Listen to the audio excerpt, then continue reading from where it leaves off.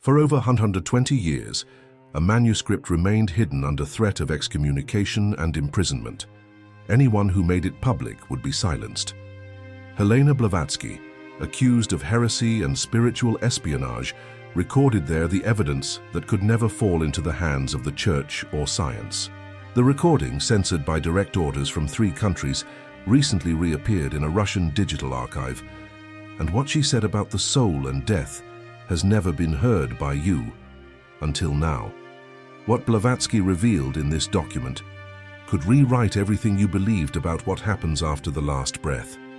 The ancient wisdom she uncovered wasn't meant for public consumption, not because it was dangerous in itself, but because of how it would transform our understanding of existence. Imagine discovering that death isn't the end, but merely a threshold, a doorway into another dimension of experience. The sound of the crackling recording fills the room as her voice emerges through time. It's both unsettling and mesmerizing, like hearing a ghost speak directly to you across the veil of decades. Her words carry a weight, an authority that transcends the normal boundaries of human knowledge. When you listen closely, something shifts inside. That subtle recognition, when truth resonates with something you've always known, but couldn't articulate. Have you ever felt that death couldn't possibly be the complete end? That intuition might be more than wishful thinking. Blavatsky's forbidden manuscript offers a framework that explains those inexplicable moments of connection with loved ones who have passed, those dreams where they appear so vividly, those strange coincidences that seem like messages from beyond. What if these weren't just psychological comfort mechanisms, but actual glimpses of a reality science is only beginning to understand? The manuscript contains knowledge that powerful institutions fought to suppress, not through violence alone, but through ridicule and marginalization. Yet the truth has a way of persisting, of finding pathways back into the light. And now, after more than a century, Blavatsky's most controversial discoveries about the immortality of the soul have emerged from the shadows. In an abandoned monastery in Transylvania in the year 1906, a copy of Blavatsky's original treatise, sealed in leather and protected by 3 hermetic symbols, was taken by a former disciple to the archives of the National Library of Russia. The ancient building, with its weathered stone walls and narrow windows, seemed the perfect sanctuary for knowledge too dangerous for ordinary minds. The manuscript's journey was itself treacherous, crossing borders under cover of night, passing through the hands of trusted guardians, each sworn to secrecy. The content was catalogued under a secret code and prohibited from circulating outside the Theosophical Institute of Moscow until 2023. Researchers who attempted to access it faced mysterious obstacles, funding suddenly withdrawn, credentials questioned, careers subtly threatened. The power of this knowledge was evident in the lengths to which certain interests went to keep it concealed. And right on the first page, Blavatsky writes something that no scientist has dared to repeat in public. Her words challenge the very foundation of materialist science, suggesting that consciousness exists independent of the brain, that it precedes physical existence and continues after bodily death.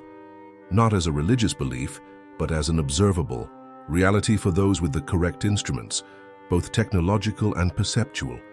By the way, from which city are you watching this now? I want to understand how far this hidden knowledge can echo. Perhaps you're in a bustling metropolis, surrounded by millions yet feeling fundamentally alone. Or maybe you're in a quiet, rural setting where the boundary between worlds sometimes seems thinner, more permeable. Wherever you are, Blavatsky's revelations about the afterlife speak to that universal human question: what happens when our eyes close for the final time? The temperature in the room seems to drop slightly as we delve deeper into this forbidden knowledge. The boundaries between past and present blur, just as Blavatsky suggested they would. Her journey of discovery unfolds before us, a path marked by persecution, revelation, and transformation. In 1877, Blavatsky published Isis Unveiled, a work that directly challenged both religious dogma and scientific materialism. She exposed what she called spiritual manipulations, the deliberate distortion of ancient wisdom to control and limit human potential. The response was swift and merciless. 6 academic circles banned her name from their proceedings. Religious authorities denounced her as a dangerous heretic. Scientists dismissed her as a charlatan, despite her accurate predictions of discoveries that would come decades later. The persecution only strengthened her resolve. She understood that some knowledge could only be preserved through carefully chosen channels, passed from teacher to student when the time was right. The most dangerous truths, those with the power to completely reshape human understanding, required protection from those who would misuse or suppress them. By 1888, she had recorded in private the vibrational doctrine of the soul, but prohibited it from going public. This doctrine explained not only the continuity of consciousness after death, but also the mechanisms by which deceased souls could communicate with the living. She described specific frequencies, energy patterns, and transitional states that mapped the journey of consciousness as it moved beyond physical existence. The manuscript contained detailed descriptions of experiments anyone could conduct to verify these claims, simple technologies that could detect the subtle energy patterns of consciousness as it separated from the body. But she foresaw that such tools, if widely distributed before humanity was ready, could be weaponized or commercialized, corrupting their profound purpose. In 1906, the manuscript was transcribed and hidden for protection. The copy disappeared into the shadowy archives of secret societies and private collections. Rumors persisted that certain governments had obtained fragments, using them to develop classified research programs investigating consciousness as a form of non-local intelligence. Research that continues in black-budget programs today. Over decades, pieces of Blavatsky's vibrational theory emerged in scattered publications, often disguised as fiction or poetry to avoid censorship. Those who recognized the patterns found their way to underground groups preserving her complete teachings. Meanwhile, mainstream science continued to advance toward discoveries that increasingly aligned with her once ridiculed claims. Then, in 2023, something extraordinary happened. A spiritual hacker, someone who navigates both technological and metaphysical realms, discovered a fragment of audio with an inexplicable vibrational modulation. Hidden within the Russian digital archives was a recording of what appeared to be Blavatsky's voice, captured on an early wax cylinder device. The quality was poor, distorted by time and multiple transfers, but the content was unmistakable. Fragments of the forbidden knowledge she had kept from public view. The technical analysis revealed something even more startling. The frequency pattern of Blavatsky's recorded voice didn't correspond to normal human vocal patterns. There were overtones, harmonic structures that shouldn't be possible with the recording technology of her era. Some audio engineers suggested the patterns resembled quantum field fluctuations rather than ordinary sound waves, as if her voice itself was modulating between different planes of existence as she spoke. What could explain this anomaly? Was it merely a degradation of the recording medium over time? Or had Blavatsky somehow imprinted something more than mere words onto the wax cylinder, a vibrational key that could unlock perception of the very realms she described? As her voice emerges from the static, the words become clear. Death is not extinction. It is merely a change of focus, a withdrawal of consciousness from physical to subtler vehicles. The timbre of her voice carries a peculiar resonance, something that seems to bypass the ears and speak directly to something deeper within. Those who listen report a strange sensation, a momentary expansion of awareness, as if briefly glimpsing through a window into another dimension of being. Listeners describe feeling suddenly aware of presences around them, not frightening but familiar. Some report spontaneous memories of deceased loved ones, not as distant recollections but as immediate, vivid experiences. Others describe a brief but profound sense of their own continuity beyond the physical, a knowing rather than a believing that something essential within them cannot die. The recording continues, revealing secrets about human consciousness that were centuries ahead of their time. And with each revelation, the barrier between Blavatsky's era and our own seems to thin, as if time itself is less substantial than we imagined, exactly as her manuscript claimed. The first evidence Blavatsky presents in her forbidden manuscript strikes at the very heart of our understanding of consciousness. The soul does not die, her voice asserts with unwavering conviction. It merely changes form like a wave that disappears from the surface, but never from the ocean. This elegant metaphor wasn't merely poetic language. Blavatsky elaborated with remarkable precision on the nature of consciousness as a continuous non-local vibration that moves between planes of existence. According to her detailed descriptions, what we experience as individual identity is actually a temporary expression of a larger field, much like a wave is a temporary expression of the ocean's vast potential. She describes how consciousness operates on multiple frequency bands simultaneously, only one of which corresponds to physical existence. When the body dies, awareness naturally shifts to these other frequency domains, which have always been present but typically remain outside our ordinary perception. The transition, she explains, is similar to changing the channel on a radio. The other stations don't cease broadcasting when we're not tuned to them. The implications are extraordinary. If Blavatsky's vibrational theory is correct, you have never truly lost anyone you've loved. They've simply shifted to a different frequency of existence, one that occasionally intersects with our own during dreams, meditative states, or moments of heightened emotional resonance. Those inexplicable sensations of a loved one's presence after their passing, those dreams that feel more like visitations, those meaningful coincidences that seem like messages, all could be actual points of contact across these vibrational boundaries. But the manuscript reveals something even more profound, something never shown even within theosophical circles. Blavatsky describes techniques that allow for conscious communication across these boundaries.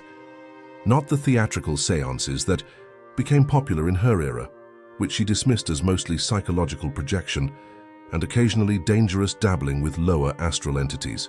Instead, she outlined specific meditative practices and attention disciplines that systematically expand perception to include these normally invisible realms. The second piece of evidence plunges even deeper into territory that science is only now beginning to approach. Decades before quantum physics revolutionized our understanding of reality, Blavatsky was already describing a unified field connecting mind, atom, and spirit. Her manuscript contains diagrams showing 7 interconnected lines linking matter to vibrational planes, patterns that bear a striking resemblance to the geometric energy configurations later described by Nikola Tesla. The separation between material and immaterial is an illusion of perception, she writes. Just as water can exist as solid, liquid, or gas while remaining essentially water, consciousness can express through various densities of manifestation while remaining unified. In essence, the diagrams illustrate how consciousness transitions between these states, maintaining continuity even as its expression transforms. According to her detailed explanation, death is merely a partial disconnection from the physical frequency, a process that, under certain conditions, could theoretically be reversible. This provides a rational explanation for near-death experiences, where consciousness temporarily detaches from the body before returning. Experiences consistently reported across cultures throughout human history. More startling still, her manuscript predicted discoveries in quantum physics that wouldn't emerge for decades, including quantum entanglement, non-locality, and the observer effect. She described reality as fundamentally responsive to consciousness, existing in a state of potential until collapsed into specific expression through observation, a description remarkably similar to modern quantum mechanical models. If Blavatsky's unified field theory is correct, the implications extend far beyond theoretical physics. It suggests that consciousness is not produced by the brain, but rather focused through it, like light through a prism. The brain doesn't generate awareness, but channels and limits it to create the specific experience we call human life. When the physical body dies, consciousness doesn't cease. It expands beyond those limitations. Have you ever experienced moments when time seemed to stretch or compress, when boundaries between yourself and your surroundings temporarily dissolved? According to Blavatsky, these aren't anomalies or hallucinations, but glimpses of consciousness, operating beyond its normal physical constraints. brief experiences of the larger reality that awaits all of us. But the manuscript contains a warning regarding this transition that sends shivers down the spine of those who understand its implications. Not all souls navigate this passage with equal ease. Some become trapped in transitional states, neither fully detached from physical existence nor able to progress to higher vibrational planes. This leads to the third and most disturbing evidence in Blavatsky's hidden teachings. Not all souls are able to ascend, she cautions in a particularly solemn passage. Some remain trapped, others fall even further. Her manuscript outlines 7 distinct states that consciousness can experience after physical death, a cosmology of afterlife realms that corresponds with remarkable precision to descriptions found across diverse spiritual traditions worldwide. What makes her account unique, however, is the detailed explanation of the mechanisms governing this process. Rather than divine judgment or random fate, Blavatsky describes a natural system responding to the vibrational qualities developed during life, how we respond to suffering, how we process emotional experiences, how we direct our attention and energy, all create patterns that determine our post-death trajectory. The soul carries forward not the events of life, but the essence distilled from those events, she explains, not what happened to you, but what you became through those happenings. This essence creates resonance with corresponding planes of existence, naturally drawing consciousness toward matching vibrational states after death. Those who cultivated awareness, compassion, and inner stillness naturally resonate with higher vibrational planes characterized by expanded perception and deeper connection. Those dominated by fear, hatred, or excessive attachment find themselves drawn to denser realms where these limiting patterns continue and even intensify. The manuscript includes detailed accounts from individuals who temporarily accessed these various planes during profound meditative states or near-death experiences. Their descriptions, recorded decades apart across different cultures, show remarkable consistency, suggesting they were indeed perceiving the same multi-layered reality rather than culturally conditioned hallucinations. Most chilling is Blavatsky's description of what she calls the eighth sphere, a state of such profound spiritual contraction that the individual essence becomes almost completely isolated, unable to perceive anything beyond its own projections. This isn't portrayed as eternal punishment, but as a natural consequence of consciousness, repeatedly turning against its own essential nature through choices that violate universal principles of connection and harmony. There exists a point beyond, which return becomes nearly impossible, her manuscript warns, not because redemption is denied, but because the capacity to recognize connection atrophies through disuse. This is the state she implores readers to avoid, not through fear, but through developing the inner qualities that naturally resonate with more expanded states of being. In the final portions of her manuscript, Blavatsky reaches the culmination of her forbidden teachings. She describes the soul as a self-aware entity, capable of choosing either to reincarnate, continuing its evolutionary journey through physical existence, or to transcend definitively into higher vibrational domains. This process, she insists, is connected to free will rather than predetermined fate. Each soul ultimately chooses its path based on what it seeks to experience and learn. Most significant is her assertion that love is the only force capable of traversing all planes of existence. Unlike other energetic patterns that resonate with specific vibrational states, love transcends these limitations, maintaining connection across all boundaries. This explains why connections based on authentic love often persist after death, manifesting as continued communication or guidance from beyond. Love is not merely an emotion, she writes, but the recognition of essential unity expressing through apparent separation. This recognition, she claims, is the ultimate purpose of consciousness individualizing into separate souls, to experience the joy of reunion, of remembering connection that was never truly broken. Her manuscript concludes with a stark warning that resonates eerily with our current moment.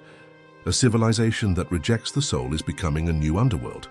She foresaw a time when materialist thinking would dominate to such an extent that humanity would lose connection with its spiritual dimensions, creating a collective state similar to the eighth sphere, a shared reality of isolation, projection, and spiritual constriction. But there is a handwritten fragment, omitted from official archives, that speaks of an imminent vibrational catastrophe. This final warning describes how the accumulated weight of materialist thinking eventually creates a tipping point, a moment when humanity's collective field becomes so dense that it begins to pull rather than elevate individual consciousness. Yet even here, Blavatsky offers hope. This crisis point also creates the conditions for unprecedented awakening. As material systems reveal their limitations, more individuals begin seeking deeper truths. The very intensity of contraction creates the potential for equally powerful expansion, a spiritual quickening that could transform human consciousness on a scale never before seen. If Blavatsky's comprehensive theory of consciousness is correct, humanity stands at a critical threshold. The choices we make now, individually and collectively, will determine not just the quality of our current existence, but the vibrational pathways available to us after physical death. The positive potential is extraordinary. As more people awaken to their multidimensional nature, networks of conscious souls could establish clearer communication between dimensions. The veil between worlds could thin, allowing greater wisdom to flow between planes of existence. The fear of death that underlies so much human suffering could dissolve into understanding of life's continuous nature. Imagine being able to maintain conscious connection with those you love across the transition of death. Imagine approaching your own eventual transition, not with terror, but with curiosity and peaceful anticipation. Imagine a civilization built on the understanding that consciousness is continuous, that our choices create our reality, that love transcends all boundaries of existence. But the manuscript also warns of the shadow possibility. If humanity continues its trajectory of spiritual disconnection, our shared reality could become increasingly dense and constrictive. The materialist paradigm, viewing consciousness as merely a byproduct of physical processes, could create a collective field that functions as a vibrational prison, limiting our awareness even after physical death. The emotional resonance of Blavatsky's revelation strikes at the core of our deepest human concerns. Imagine reuniting with your mother, your child, your lost love, with the certainty that this isn't an illusion, but an actual continuation of connection that death could not sever. The comfort this brings isn't just psychological, it's the recognition of an actual reality that exists beyond our limited perception. Would you share this knowledge to console someone grieving a profound loss?